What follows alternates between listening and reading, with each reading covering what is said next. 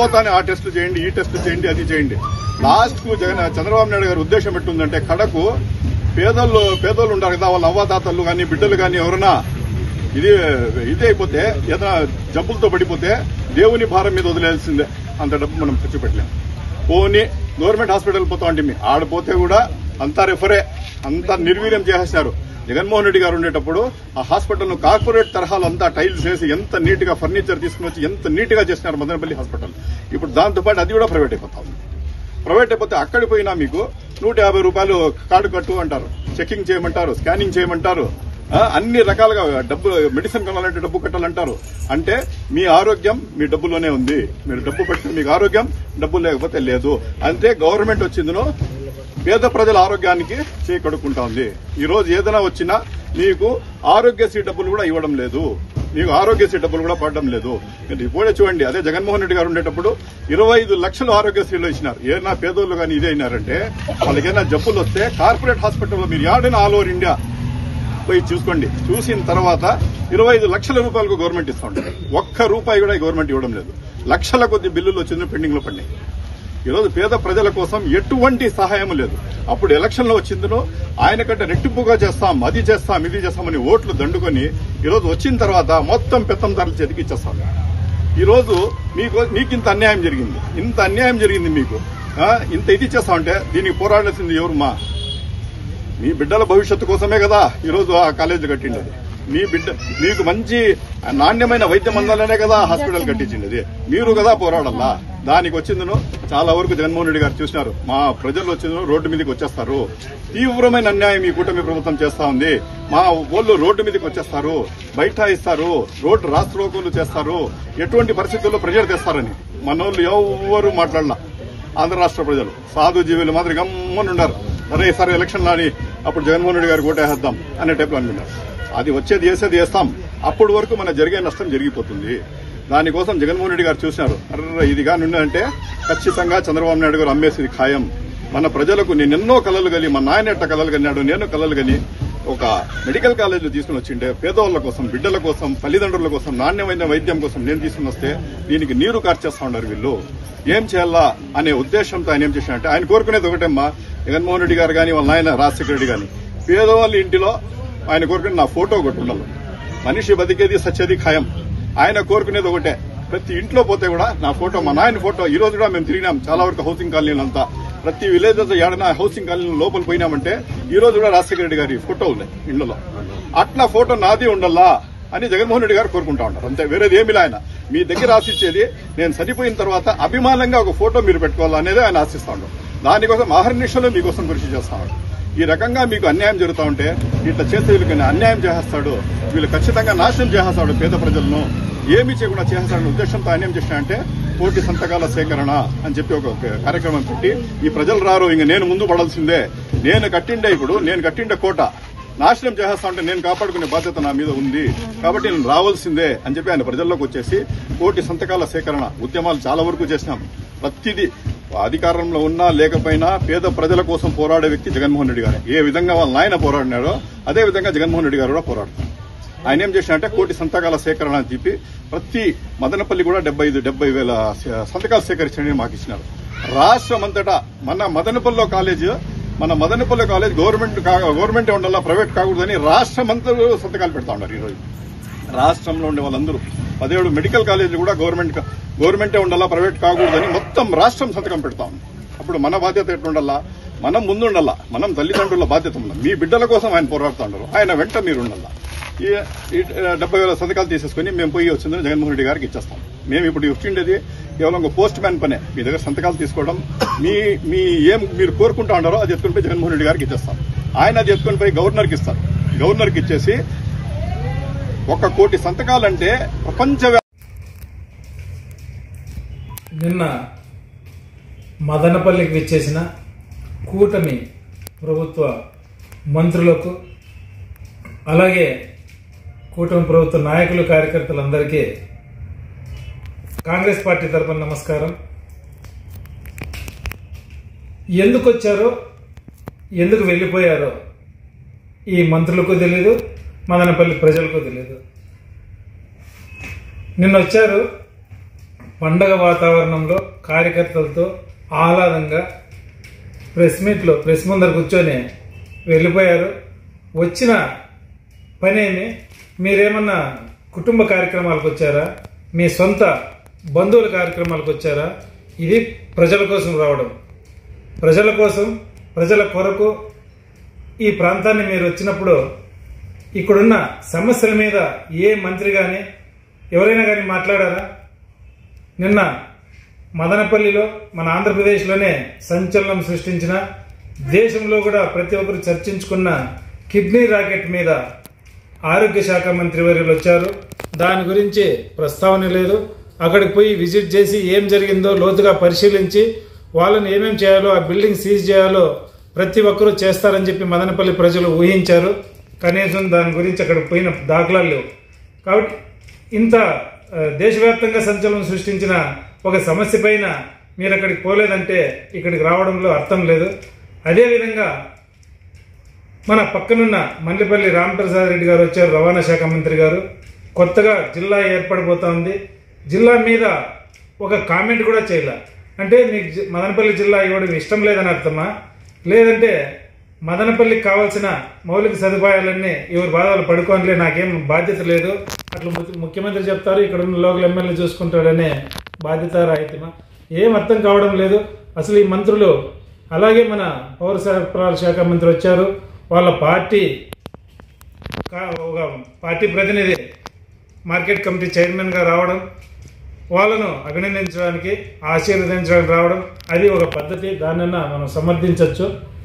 ఇంతమంది వచ్చిన తర్వాత మదనపల్లిలో ఇటు రావడం అటు పోవడం తప్ప ప్రజలకు మీరు ఇచ్చిన సూచనలు, పరిపాలన పరంగా మీరు చేసిన సేవలు ఏమని మాత్రం ప్రజలు చెప్పుకునే పరిస్థితి మీకు లేదు. ఇలాగే పోతే మీకు అడిగేవారు లేరనే కదా, ప్రతిపక్షం లేదనే కదా మీ వ్యవహారం అంతా జరుగుతోంది.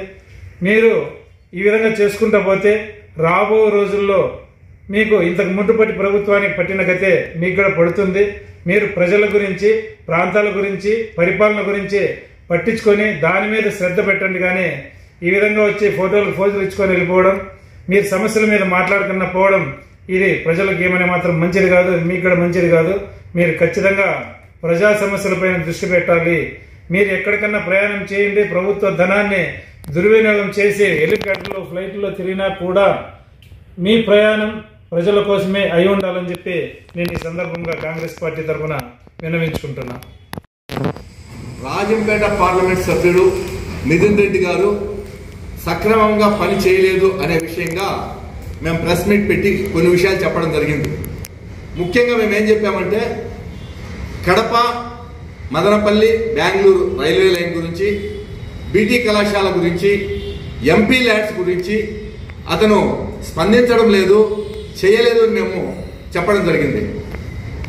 మేము ప్రెస్ మీట్ పెట్టిన తర్వాత నిన్న మదనపల్లి సమన్వయకర్త ఇన్ఛార్జ్ నిస్సార్ అహ్మద్ గారు అక్కడెక్కడో మాట్లాడుతూ ఆర్జే వెంకటేష్కు ఆ స్థాయి లేదు, మిథున్ రెడ్డి గారి మీద మాట్లాడే స్థాయి లేదు, ఆయన పని కోసం వాళ్ళ ఇంటి దగ్గర కాంపౌండ్ దగ్గర కాసుకొని ఉన్నాడు అని చెప్పి అవాస్తవమైన విషయాలు మాట్లాడినాడు. నేను ఏనాడు కూడా మిథున్ రెడ్డి ఇల్లు ఎక్కడుందో నాకు తెలియదు, పెద్దిరెడ్డి ఇల్లు తిరుపతిలో ఉంది అనే విషయం మాత్రం నాకు తెలుసు. ఎందుకంటే 40 సంవత్సరాల ముందు పెద్దిరెడ్డి రామచంద్రారెడ్డి గారు కాంగ్రెస్ పార్టీలో కొనసాగేటప్పుడు మేము కూడా ఆ పార్టీలో కొనసాగుతున్నాం. చిన్న వయసులో రెడ్డివారి చెంగారెడ్డి అధ్యక్షులుగా ఉండగా చిత్తూరు జిల్లా కాంగ్రెస్ పార్టీ అధ్యక్షులు ఉండి నన్ను బోర్డులో మెంబర్గా తీసుకున్నాడు. ఆ చిన్న వయసులో నన్ను తీసుకొని చెంగారెడ్డి గారితో నాకున్న సాన్నిహిత్యం దృష్ట్యా డిసిసి ప్రెసిడెంట్ రామచంద్రారెడ్డి గారు కావాలనుకున్నప్పుడు సాక్షాత్తు మిథున్ రెడ్డి తండ్రి గారు అయినటువంటి రామచంద్రారెడ్డి గారు నా సహాయం కోరినారు, సహాయం చేయి, నేను డిసిసి ప్రెసిడెంట్ కావాలని. ఎందుకంటే అప్పటి పరిస్థితుల్లో అక్కడ చిత్తూరులో సికే బాబు గారు బలమైన అభ్యర్థిగా ఉన్నారు, స్వర్గీయ గోపీనాథ్ గారు డిసిసి ప్రెసిడెంట్గా ఉన్నారు. డిసిసి ప్రెసిడెంట్గా గోపీనాథ్ గారు మారిపోయేటప్పుడు చెంగారెడ్డి గారి సహకారంతో సికే బాబు గారిని పక్కన పెడుతూ ఒక బలమైనటువంటి వర్గం కావాలి కాబట్టి నా సహాయం కోరి మీ తండ్రి గారు ఆయన రామచంద్రారెడ్డి గారు జిల్లా కాంగ్రెస్ పార్టీ అధ్యక్షులైనారు. అది నా స్థాయి, అర్థం చేసుకోండి. మీరు ఎప్పుడైనా నిసార్ అహ్మద్ గారు చరిత్ర అనేది మీకు తెలీదు. ఈరోజు మీరు ఒక ఎమ్మెల్యే స్థాయిగా ఒక మైనారిటీ అభ్యర్థిగా మదనపల్లి నియోజకవర్గంలో పోటీ చేసినారంటే దాని వెనక మా కృషి ఉంది. స్వర్గీయ ముజీబ్ హుసేన్ గారు, షమీమ్ అస్లాం గారు అందరూ కలిసి ఒకానొక అర్ధరాత్రిలో అప్పటి జాతీయ ప్రధాన కార్యదర్శి అయినటువంటి గులాం నబీ ఆజాద్ గారు హార్స్లీ హిల్స్కి వస్తే హార్స్లీ హిల్స్ లో మేము ఈ సీటు మైనారిటీకి ఇవ్వాలని చెప్పి బలమైన వాదన వినిపించాం. ఎందుకంటే అప్పుడు పిసిసి ప్రెసిడెంట్ గా ఉన్నటువంటి వైఎస్ రాజశేఖర రెడ్డి గారు ఇక్కడ నరేష్ కుమార్ రెడ్డి గారికి టికెట్ ఇవ్వాలా అన్నాడు, చెప్పాడు. కడప జిల్లాలో ఉన్న బంధుత్వం దృష్ట్యా, సమీకరణల దృష్ట్యా నరేష్ కి టికెట్ ఇవ్వాలనుకుంటున్నాము అని అంటే అప్పుడు మేము లోకల్ నాన్ లోకల్ అని చెప్పి ఒక ఇష్యూ చేసి ఈ స్టాటిస్టిక్స్ అంతా పెట్టి మేము ఈ సీటు మైనారిటీకి అయ్యేదానికి మేము మా వంతు సహకారం మేము చేశాం. ఇవంతా చరిత్ర మీరు తెలుసుకోవాలి. చాలా కొద్ది మంది మాత్రమే తెలుసు. చాలా మంది కౌన్సిలర్లు ఉన్నారు చరిత్ర తెలిసిన వాళ్ళు, ముఖ్యంగా Karimulla councillor, SZ Nazir councillor, వీళ్ళందరికీ కూడా ఈ విషయాలు సుపరిచితమే. మీరు అప్పుడు ఉద్యోగం చేసుకుంటా ఉన్నారు, లేదు ఏ రోజు కూడా రాజకీయాల వైపు రాలా. మీరు స్థానిక ఎమ్మెల్యేగా ఉన్నటువంటి వాళ్ళతో మీ ఫాదరు ప్యారుజన్ గారు బాగుండే ఇక్కడిక్కడనే లోకల్ గానే మీరు ఉద్యోగం చేసుకుంటూ ఇక్కడనే రిటైర్డ్ అయిపోయారు. హఠాత్తుగా మీకు ఇక్కడ వైఎస్ఆర్సీపీలో అవకాశం వచ్చింది. ఆ రోజే చెప్పా, రామచంద్రారెడ్డి గారిని మేము అభిమానించాం. మొట్టమొదటి కాంగ్రెస్ లో ఉన్నప్పుడు ఆయన మంత్రి కావాలని ఇక్కడ మదనపల్లిలో బోయపాటి శివారెడ్డిని కమ్మవీధిలో అతను మేము లాభాల గంగమ్మ గుడిలో మొక్కుబడులు కూడా చేశాం. అయితే అతని ధృతరాష్ట్ర కౌగిలి అని చెప్పా. చాలా మంది ఆయన బలైపోయారు, నీవు కూడా బలైపోతావని ఎన్నికల ముందే చెప్పా. అదే విధంగా అయిపోయింది. మేము ఇక నా స్థాయి గురించి అడిగారు మీరు. నేను ఈ మదనపల్లి నియోజకవర్గంలో ఎవ్వరూ లేనన్ని సంవత్సరాలు రాజకీయంగా పదవులు అనుభవించాను. నీకు తెలుసు, నువ్వు నేను క్లాస్మేట్స్, బెంచ్ మేట్స్ కూడా. కళాశాలలో క్లాస్ స్థాయిలో నేను రిప్రజెంటేటివ్ అయ్యా, ఎన్నికలలో గెలిచా. బీటీ కళాశాలలో విద్యార్థి నాయకుడిగా, ఫైన్ ఆర్ట్స్ సెక్రటరీగా ఎన్నికలలో గెలిచా. చిన్న వయసులో నేను సర్పంచ్గా నిలబడాలంటే నాకు టికెట్ నిరాకరిస్తే తిరుగుబాటు చేసి మొత్తం తెలుగుదేశం పార్టీ గెలిస్తే కూడా నేను కాంగ్రెస్ పార్టీ వైపు వెళ్లి మాచిరెడ్డి గారిపల్లి గ్రామ సర్పంచ్గా గెలిచా.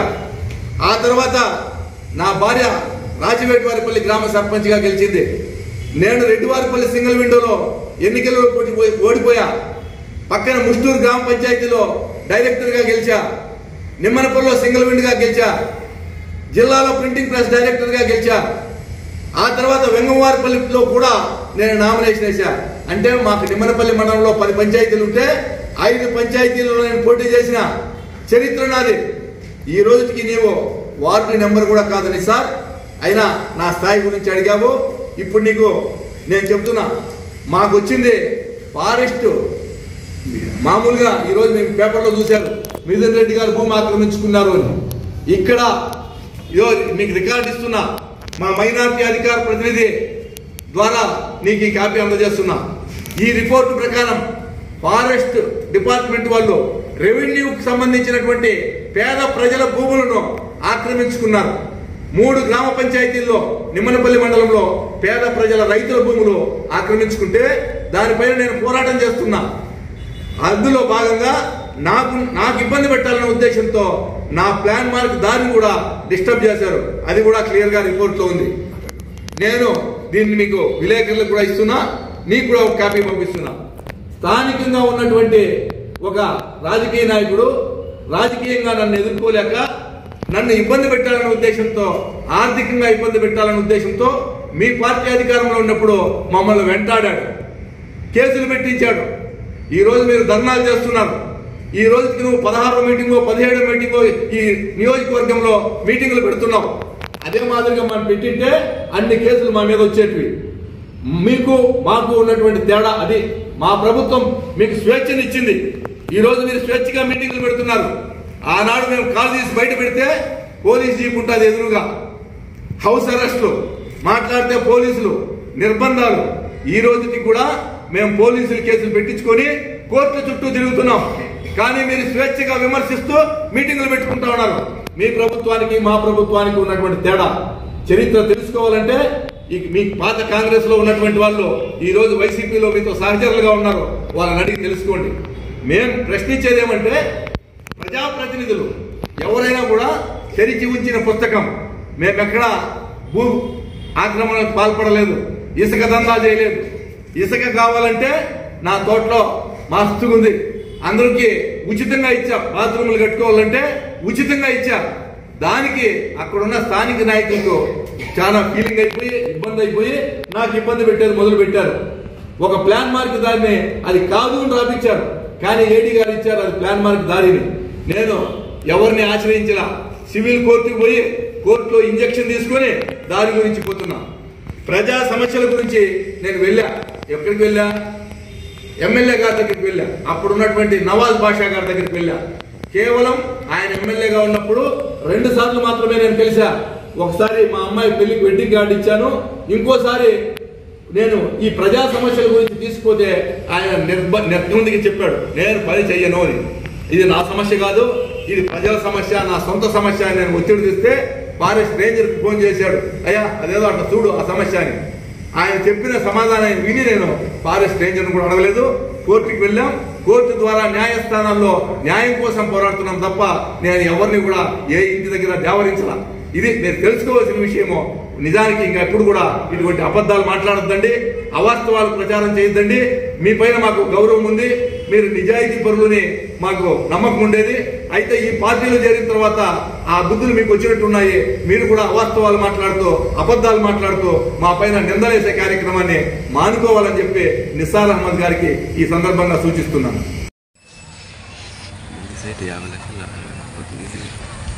మొన్నంతా మేము రెడీ చేసినాం. మీరు ఆ పక్క అపార్ట్మెంట్ ఎట్లుంది అట్లుంది మాది కూడా మా నీట్గా రెడీ చేసినాం.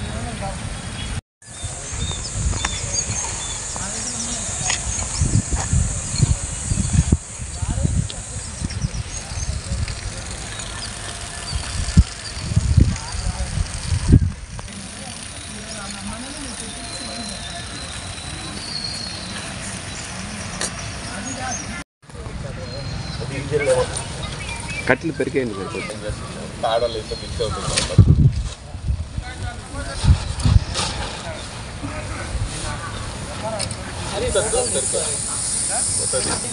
ఎంత పైకి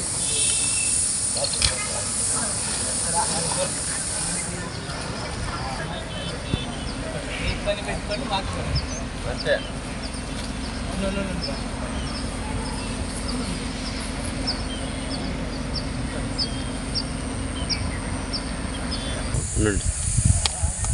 నమస్కారము.